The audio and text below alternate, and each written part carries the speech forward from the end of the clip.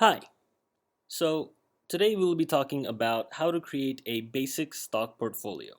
Now, I'm not a stockbroker. I'm just a average guy just like you, hopefully. But the point is that this isn't a instructional video for, people who want to be a broker. This is just a informational video as a step 1 on how to create a stock portfolio for someone who's never done it before. So, a stock portfolio isn't anything too complicated.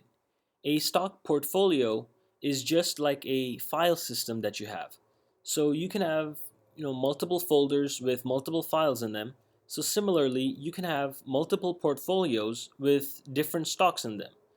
And essentially, each portfolio will just have a list of stocks that you have invested in personally. So you can have one portfolio for long term stocks, which you tend to keep for several years. And you can create a second or third or fourth portfolio with short term stocks, which you plan on selling pretty rapidly over the course of the year. So a portfolio is just a fancy way to organize your stocks that you have bought. Go to Yahoo, and on the left hand side of the pane we'll see finance, and that's where you're going to get a lot of your information from. So when you open up finance, you see all these things. You see like S&P 500 futures. You see these bars, these graphs, all these numbers. You scroll down the page and you see like E-Trade, P&G Ameritrade, Scottrade, all these different things. You scroll down the page further, you see more graphs on the right side. You see these numbers underneath each article. And for the average person who doesn't really understand this, you're going to wonder, what do these numbers mean? All right. So now let's just move on. And I'll get to everything that's on this page in a second later on in the video. But right now, let's say that you want to look up a company. So in this search bar, we can look up a company by typing in the company's name, like Apple. And it'll populate the list with Apple, all the Apple related companies. And the four-letter abbreviation that's in front of it is the abbreviation that you'll be using to buy stocks from that company. So that is the company's market um, title, I guess you could say, is AAPL. You wouldn't type Apple Inc., you'd type AAPL. So, similarly, Facebook would be FB. Now, if you go to Facebook, this is the information for everything in that company. If you want to buy something, sell something, this page will have all of the information. And there are several different sites like this where you can get this information, but I'm just using Yahoo Finance as an example.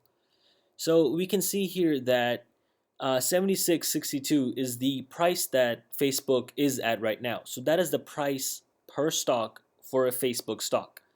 And the 142.189 represents the change in price over the day. So when at the start of the day, the Facebook's price was at 75.77, and over the course of the day, it has risen by $1.34 or $1.41 now. And you can see this is obviously happening in real time. And the percentages right next to it is representative, just of the percent that is it has increased. If the stock had declined, then it would be a down arrow and represented in red, but because it increased, it is represented in green with an up arrow. So over here, we see the graph right here. And the graph is representative of the trend that's been going on throughout the day. So it's the stock market opens at around 10 o'clock, or it looks like 9 or 9:30, and it closes at around 4 o'clock. And that is the only time where you can do your trades. So while it's in this time frame, you can buy stocks, sell stocks, and do whatever you want through during this time. But let's say that you're a weekend warrior and you want to do all your research and buying and selling over the weekend. Well, you can.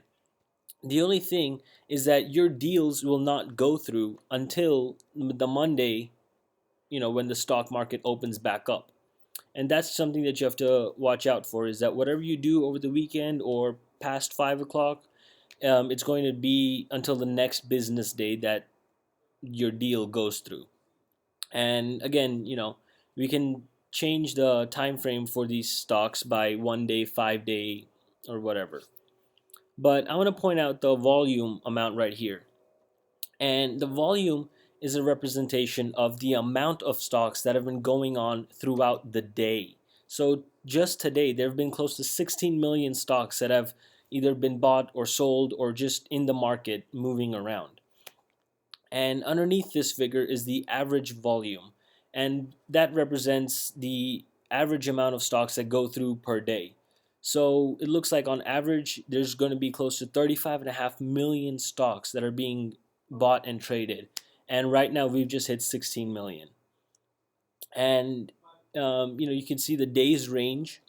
So throughout just the day, it looks like it opened the lowest has been 75.36 and the highest has been 76.71. And so we can see that's the highest right now, and it just went up to 76.72. And the 52-week range shows the lowest values and the highest values over a 52-week range. The previous close is what the price of the stock was when it closed the last day. So Thursday at 5 o'clock was this price. The opening price is 75.77, and that's what it opened today morning. The bid is what people are asking to sell by, and ask is what people are wanting to buy from. So we can see that when we see ask, that means that there's 300 stocks are someone is trying to buy 500 stocks at 76.53, and in the bid column it looks like someone is trying to sell their 700 stocks at 76.52. So ask is what people are asking to buy, bid is what people are selling it as. And that's just some extra information for you if you want just to kind of know what the trend is, because it doesn't necessarily always follow the stock market, because as you can see it's real time changing rapidly. So that's just a representation of what people are buying and selling it as. Again, ask is to buy, bid is what people are selling it as. And now when we scroll down, there's just more information about Facebook, but let's focus on the graph for a little bit, because the graph is very important when making decisions. I want to reiterate that again, we can see 1 day trends, 5 day trends, 1 month trends, and we can also see the ups and downs as it goes throughout the day. And a visual representation is usually a lot better to see what's happening. So we can see that over the past 5 days, it really hasn't changed much. It starts up at 76.52, and as we move the cursor along the graph, we can see the highs, the lows, the percent changes at individual parts of the day as well. So right now we're looking at December 1st at 9:30, 9:40, 9:45, 9:50, and we can see Monday, Tuesday, Wednesday, Thursday. So this is a very good representation to see what goes on throughout the 5 days. And we can even go to all these different things like max. So from where it started, it has to have a time limit. So from 2012 to today, um, or we can even go to other time frames that we want to see. And this trend right here that we can see looks like it's going at a positive rate. So that means that the Facebook stock is doing very well from when it opened up in 2012 to what it is currently right now. And this is the entire breadth of the company so far. And we can see all the individual values, and we can use this information to make a more informed decision about the company. Now, when I say that you have to make a educated and well-informed decision, what I mean is that you have to do something more than just watch Wolf of Wall Street and then try to use that knowledge to, get rich quick. It doesn't work that way. It's not that easy. While it could certainly be possible to do that, it's definitely not easy. You need lots of knowledge, you need lots of experience, you need time to research your companies, you need experience doing this, you need you know, you just need a lot of time to do research so that you know what the companies are going to, what are the trends, what are the different options you can have. You need to do this. You need experience doing this. You need to buy stocks, sell stocks, make mistakes. You need experience, and finally, you just need experience. Like, I cannot emphasize that enough. You cannot just get up one day and say that I'm going to play the stock market and be a millionaire. Unfortunately, it's really not that easy. Um, but when you're creating a portfolio, you want to try and think about what do you want to get out of that portfolio.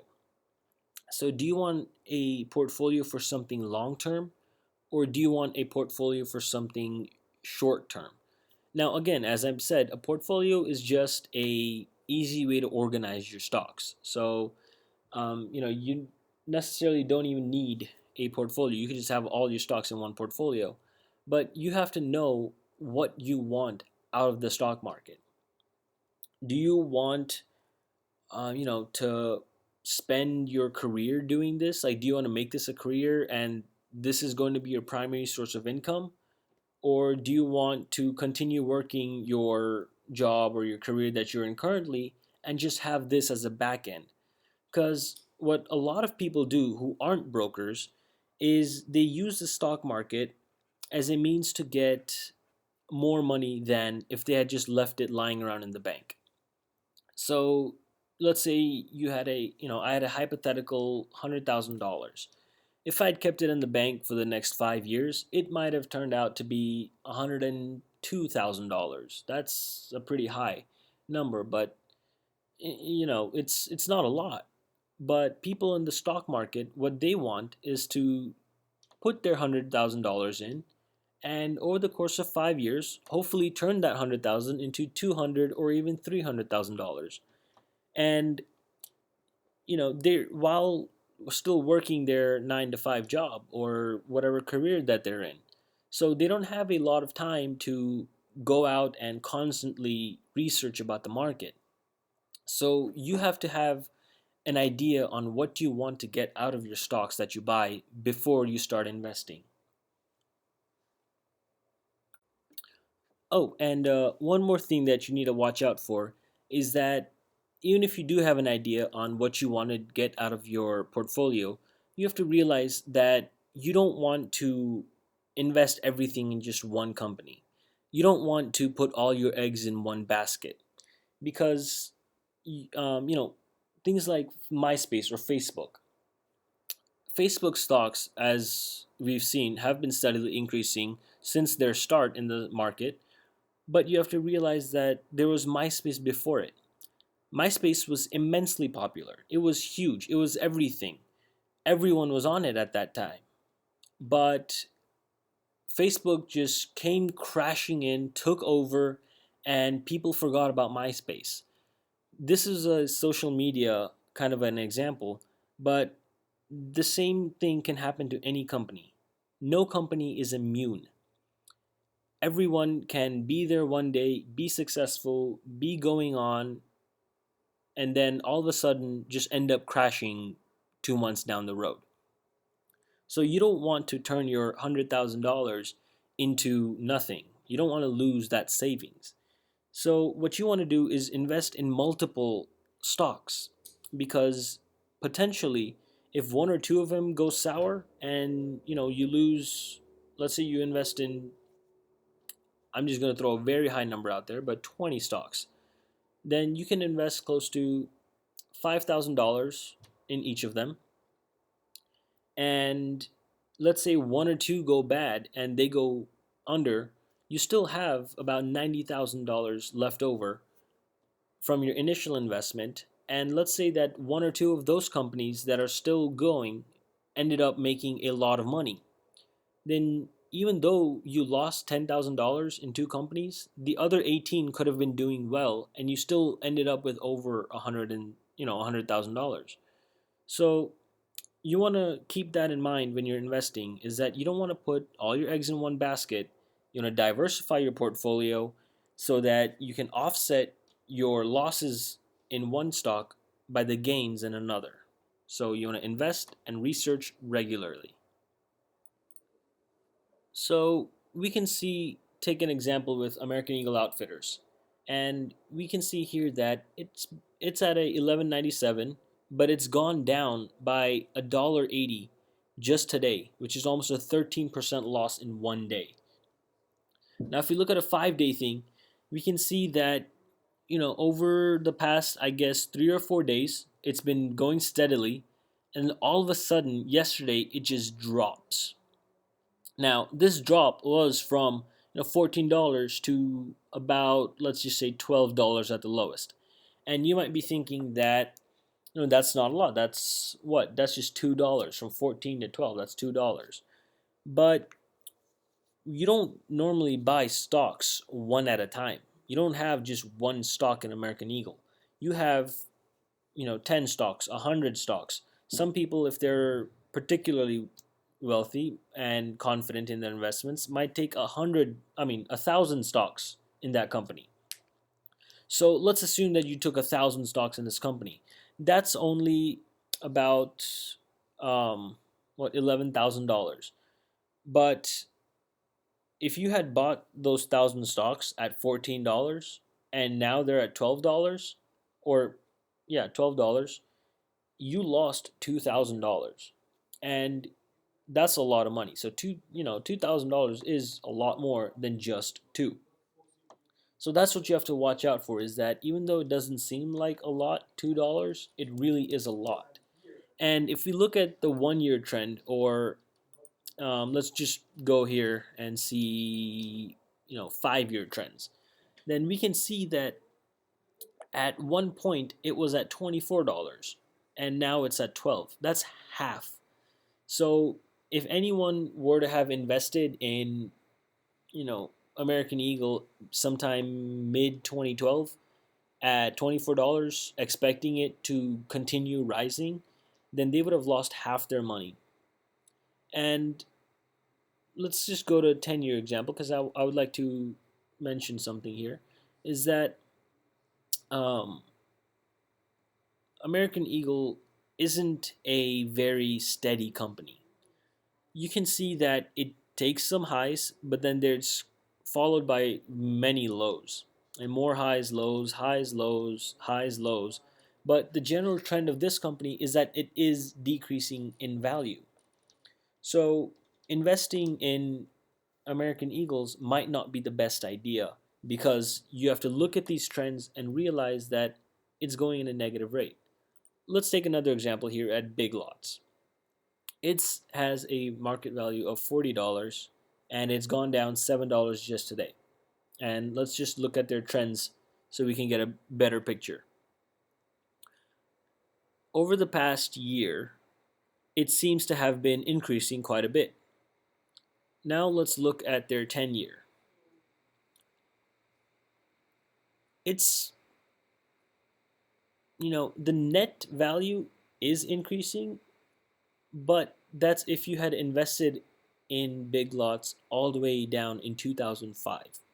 If you had invested in 2005, then yes, right now you would have had a lot more money. But for the general person,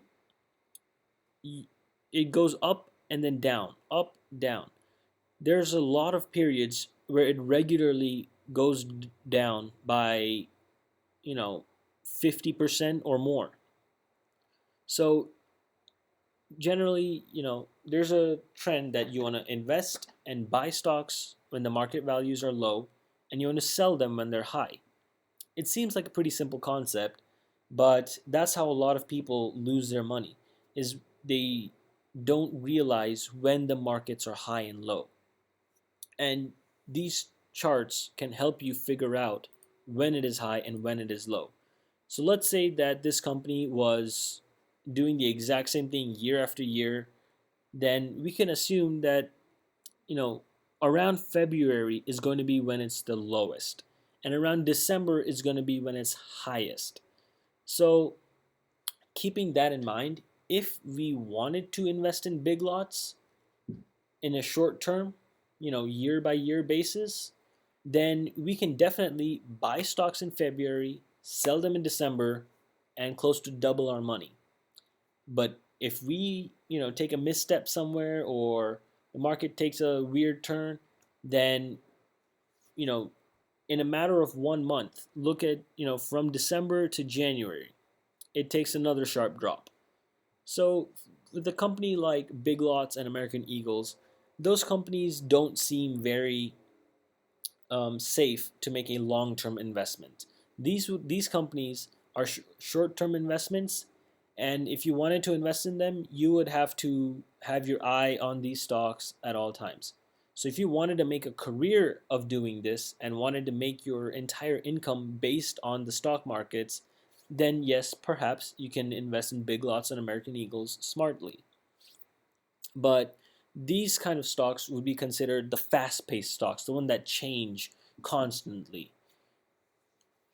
Now, another kind of stock are the stocks that either stay steady or increase over time. Now, these stocks are generally considered the stocks that involve goods instead of services. Like Facebook would not really be a good example because, so going back to the example with MySpace, you know, a new social media platform could pop up any day and Facebook could be out of business and everyone could lose all their money. You have no idea unless you're the CEO of Facebook and you know of these incoming um, competitors. But as we're the general public, we generally don't have a lot of knowledge on that. Again, unless you make a career out of it. But like I said, this video is just for step one kind of intro to financing or intro to stock markets and building a portfolio. So going back to the stocks that I mentioned that are steady and involve, either long-term flat rates or long-term growth would be companies like Nestle or Apple or Johnson and Johnson or Procter and Gamble or any of those companies that deal with goods and services that the average consumer would buy day in and day out. So something like tomatoes. Everyone's going to need tomatoes. You go to a grocery store, everyone buys tomatoes. So investing in tomatoes would be a pretty smart investment for the long run. So, we can see here that over the last 5 years, let me just try to expand the screen a little bit so we can see that. There we go. So over the last 5 years, the price for Nestle has generally increased, and there's not been a lot of sharp decreases like we've seen with Big Lots. And even if you look at the 1 year trend, we can see that it changes from 64 to 72. And it's generally going up though the entire time. So for a company like Nestle or Procter and Gamble or Johnson and Johnson, like I said, you could take a 100 stocks or 100 shares in that and keep it long term and know that it will grow over time and it won't just tank and sink in. You don't have to follow these stocks day in and day out. Let's look at Apple, for example. According to this, it's gone down 19 cents or 25 cents during the day. But if we look at their 5 year trend, it's just gone up. These stocks, they go up all the time. So these stocks are considered long-term stocks. And, this is pretty steady. Actuate Corporation, it's been steady going all day. But it has a sharp spike in the morning. And that's something that I wanted to point out too, is that you can't anticipate anything. Because look at this. It's been going steady and steady and steady. And if you look at the 5 month or 5 year trend, it's going to be the same. And then double increase. And then it's been going steady since then. So even with these long-term stocks, you have to realize that the stock market is volatile. It is always changing, and it's changing at an incredible rate. So while investing in long-term stocks like Johnson & Johnson is a good idea for the long haul, you still have to keep in mind that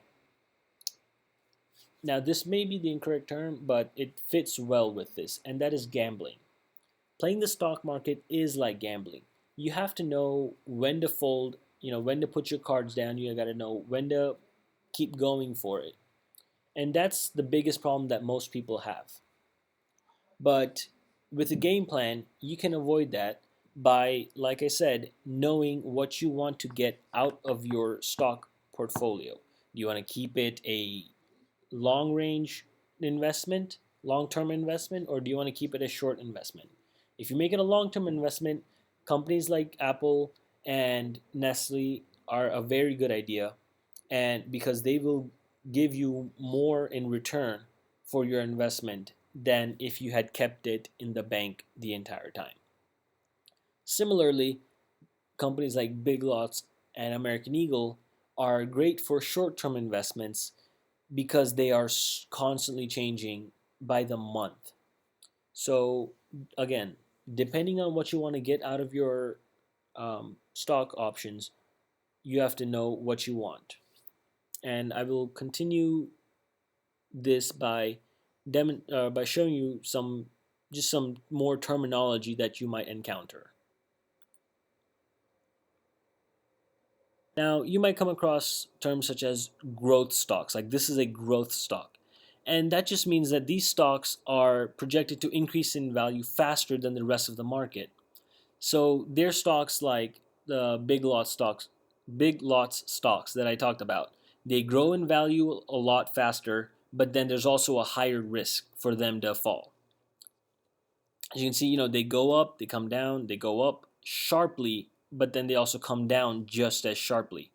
So you want to make sure that you're very careful with these because they can have greater reward, but they can also have more risk because of the same factor. The next are the income or value stocks that pay dividends. So this means that these stocks aren't the ones that give you a lot of interest.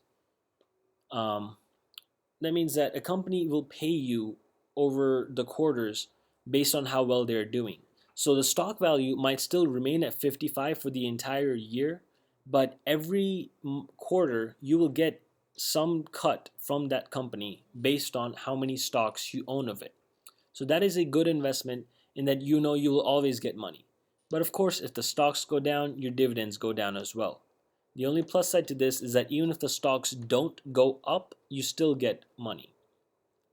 Blue chip stocks are stocks that have performed well for a long period of time and are considered safe investments. These are stocks like the goods that we talked about, like Johnson and Johnson or Apple.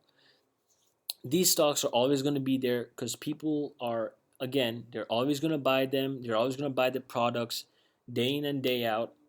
And so they can be depended on for steady growth or steady income. But they're not immune. You have to realize they are not immune. They are not immune. Those stocks can go down just as easily. Let's look at the Apple stocks. Stocks go down, prices fall, but you know generally the value goes up. So they're not immune to the stock market crises, but they can have steady growth and they can give you a steady income. Defense stocks are stocks for companies that products and that whose products people buy. Again, like food and beverage companies, Johnson Johnson. These play well with the blue chip stocks because they are both tied in similarly. Cyclical stocks rise and fall with the economy. Again, this could be like seasonal clothes, like North Face. North Face will have stocks that go up during the winter seasons, but then stocks that go down during the summer seasons. So these are stocks that have a cycle to them that you can anticipate when they'll go up and when they'll go down. And then finally, we have the speculative stocks, which include the offerings of young companies with new technologies and older companies with new executive talent. This essentially just means that these stocks are the startup stocks, the new companies. Now, these can either grow and grow and grow, or they can just fall apart very easily. under new management, or you know anything. The stock that we saw earlier that rose sharply in that one day, that's a good example where it was completely steady over the time. It just rose up and then it's been steady since then as well.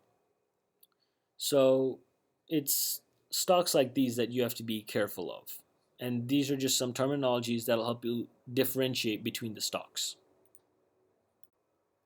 So now that you have all of this information on how to work with stocks bouncing around in your head, we're going to talk about where to invest. Um, there are a lot of different options where you can invest and create a portfolio to work the stock market. One of the places is you can just go to Yahoo Finance, and that will help you set up a portfolio for yourself. Um, and there are other places such as E-Trade. That is the one that I personally like to use. And there's of course many different options such as Scotts Trade, Ameritrade, etc. But I use E-Trade, like I said. And just to give you an example of the things you can expect when you log onto the site, I'm going to just show you my portfolio that I have up. And I have like just a sample portfolio with two stocks in them. And I don't want to go into a lot of detail, but you can buy and sell your stocks on here.